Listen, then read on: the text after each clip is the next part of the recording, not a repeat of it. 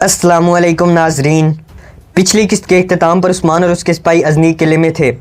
इस किस्त के आगाज़ में किले का वाली सागुरूस उस्मान से पूछता है, बताएं पेशकश क्या है। उस्मान कहते हैं, आप किलेदारों से तिजारत करके जितनी भी रकम कमाएंगे मैं उसका दुगना अता करूँगा। हमारा रास्ता काफ़ी दुश्वार था, हमारे तमाम तहाइफ तबाह हो गए। ये कहकर उस्मान एक खंजर निकालता है तो बजंतीनी सिपाही अपनी तलवारें लेकर उस्मान की जानिब बढ़ने लगते हैं, मगर मलन उनके सामने डट कर खड़ी हो जाती है। उस्मान सागुरूस के सामने खंजर रखते हुए कहता है, मैं आपको निशानी के तौर पर यह तोहफा पेश करता हूँ। ये सुनकर बजंतीनी सिपाही अपनी तलवारें म्यानों में रख लेते हैं। सागुरूस खंजर को देखता है तो उस्मान कहता है, नीकिया की तमाम ज़रूरियात काई कबीले से पूरी की जाएंगी और मैं खुद आपके काफिलों की हिफाजत करूँगा।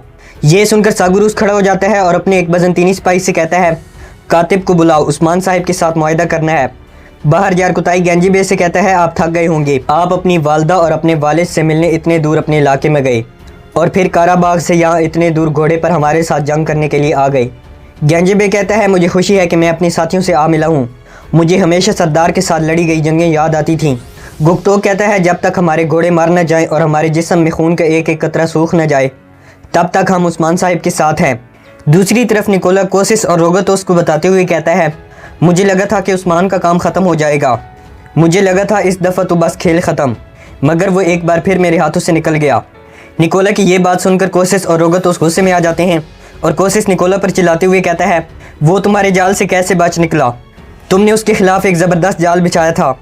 निकोला कहता है, मैंने भी यही सोचा था कि मैं इस दफ़ा उसे मारे बगैर वापस नहीं आऊँगा। मैं पूरा दिन उसका पीछा करता रहा, मगर फिर वो मेरे सामने आया, उसने अपनी तलवार लहराई, मैंने उसे जहन्नम वासिल कर दिया था मगर वो नहीं मरा। कोसिस रोगतोस कहता है, इसका भी हल हमारे पास था निकोला, जब वो अपने कबीले वापस आएगा तो उसके प्यारों और घर वालों के जनाजे उसका इस्तकबाल करेंगे। मैंने कसम खाई थी मरने से पहले उस्मान को इस तकलीफ़ का सामना ज़रूर करना होगा। निकोला कहता है, ऐसा नहीं होगा, वो पीछे नहीं हटेगा। निकोला कहता है, मैंने भी इस सूरत हाल के बारे में सोच रखा था। अजनीक में मेरी एक जासूसा है, वो गवर्नर के बावर्ची खाने में काम करती है। उसे मालूम था कि उस्मान ने वहाँ आना है, उसे जहर का इस्तेमाल करना अच्छे से आता है। उस्मान को ख़त्म करने के लिए मैंने उसे बहुत से पैसे दिए हैं। इधर अजनीक में मौजूद निकोला की जासूस शरबत में जहर मिला देती है।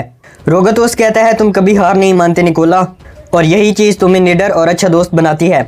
निकोला कहता है, हमने अपनी तलवारों के साथ उस्मान को मारने की बहुत दफ़ा कोशिश करके देखी, मगर मैं अब उसे जहर से मारूंगा। कोशिश निकोला की तरफ बढ़ते हुए गुस्से से पूछता है, मुझे बताओ निकोला, वो किस किस्म का जहर है।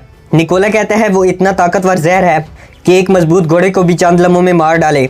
दूसरी तरफ उस्मान और उसके सिपाही अजनीक के दस्तरखान पर बैठ चुके थे। अजनीक में मौजूद निकोला की जासूसा और एक और खादमा उनके लिए खाना लगा देती हैं। मलहुन उस्मान से कहती है, अब हमारी तिजारत और किलेदारों के साथ मामूलात दोनों बेहतर हो गए हैं। पहले हम वाली को सिर्फ कालीन बेचा करते थे, मगर अब वो ज़रूरियात ज़िंदगी की तमाम अशिया हमसे लेगा। उस्मान कहते हैं, ये बात जल्द ही बाकी इलाकों तक भी पहुँच जाएगी और सबको मालूम हो जाएगा कि हमारा इलाका कितना महफूज है।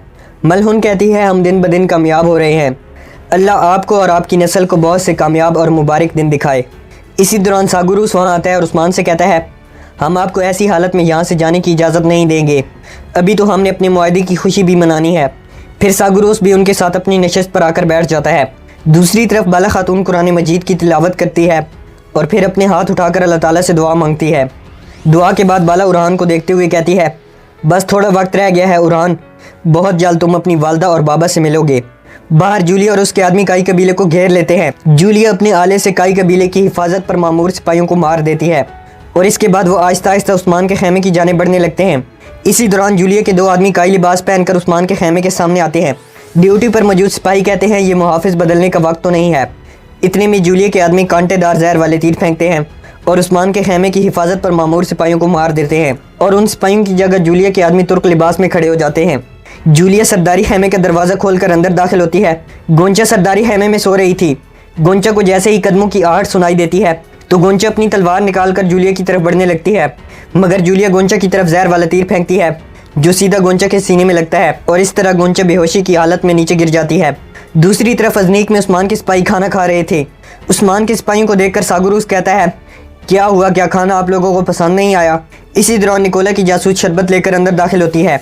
सागुरूस कहता है, लो शरबत भी आ गया, अब हम दोस्त हैं उस्मान साहिब, हमने दस्तरखान पर मौजूद हर चीज़ आपके दीन के मुताबिक हलाल बनाई है। ये सारा गोश्त मुसलमान कसाबों से लिया गया है। निकोला की जासूसा तमाम सिपाहियों के सामने शरबत रख देती है और फिर सागुरूस कहता है, मुझे भी शरबत पिलाओ। इसके बाद निकोला की जासूसा सागुरोस को भी शरबत दे देती है और वो दोबारा खाना खाने में मसरूफ़ हो जाते हैं। दूसरी तरफ जूलिया गोंचा से उसकी तलवार दूर करती है और फिर सरदारी खेमे में पादरी की अमानत को ढूंढना शुरू कर देती है। जूलिया एक संदूक को देखने के बाद कहती है, अच्छा लड़की, तो तुम इस संदूक की मुहाफिज बनी बैठी थी। ये कहकर वो उस संदूक की भी तलाशी लेना शुरू कर देती है। कुछ देर ढूंढने के बाद जूलिया को पादरी की अमानत मिल जाती है। अमानत को लेकर जूलिया जैसे ही वहाँ से जाने लगती है तो साथ वाले खेमे से उरहान के रोने की आवाज़ आती है। जूलिया बाला के खेमे में आ जाती है और उरहान पर अपनी नज़रें जमा लेती है। जूलिया कहती है, मैं तुम सबको मार डालूंगी। दूसरी तरफ खाना खाने के बाद मलून के अलावा उस्मान के तमाम सिपाही शरबत पीते हैं। शरबत पीने के बाद उस्मान और उसके तमाम सिपाहियों की तबीयत बिगड़ने लगती है और सागुरोस की भी हालत ख़राब हो जाती है। उस्मान अपने हाथ में मौजूद शरबत का गिलास नीचे गिरा देता है और ख़ुद खड़ा हो जाता है। उस्मान और उसके सिपाहियों को सब धुंधला दिखाई होना शुरू हो गया था। उस्मान और तमाम सिपाहियों की हालत देखकर मलून काफ़ी परेशान थी। तमाम सिपाहियों ने अपने गले पकड़ रखे थे। निकोला की जासूसा पास खड़े होकर मुस्कुरा रही थी। मलहून अपने बैग से कुछ शीशियाँ निकालती है और फिर उस्मान और बाकी तमाम सिपाहियों को शीशे में मौजूद दवा पिला देती है। मलहून की पिलाई गई दवा की वजह से सब लोगों की तबीयत काफ़ी हद तक ठीक हो चुकी थी। उस्मान शरबत लाने वाली निकोला की जासूसा की तरफ देखता है और फिर कहता है, कोई यहाँ से बाहर नहीं जाएगा। सागुरोस सिपाहियों से कहता है, दरवाज़ा बंद कर दो। ये देखकर निकोला की जासूसा काफ़ी घबरा जाती है। मलहून उस्मान के पास आकर पूछती है, क्या आप ठीक हैं जनाब? उस्मान कहते हैं, कुमराल अब्दाल ने हमारी जानें बचा ली हैं। इसके बाद फ्लैशबैक सीन दिखाया जाता है।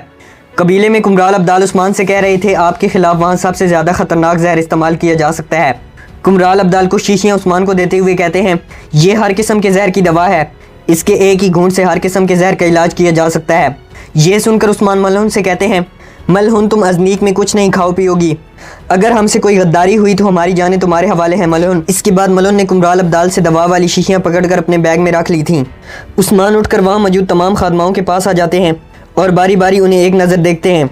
इसी दौरान उस्मान को वो ख्याल आता है जब निकोला की जासूसा ने उस्मान को शरबत पेश किया था। ये ख्याल आते ही उस्मान शरबत का एक गिलास उठा लेते हैं और निकोला की जासूसा को शरबत पीने का कहते हैं। ये देखकर निकोला की जासूसा घबरा जाती है। उस्मान गुस्से से कहते हैं, इस शरबत को पियो। निकोला की जासूसा शरबत पकड़ लेती है मगर वो शरबत को नहीं पीती। ये देखकर सागुरोस अपने सिपाहियों से कहता है, खादमा को पकड़ लो। इससे पहले कि बजंतीनी सिपाही निकोला की जासूसा की तरफ बढ़ते, वो अपना खंजर निकालकर खुद ही अपना गला काट लेती है और इस तरह वो निकोला से वफादारी करते हुए अपनी जान दे देती है।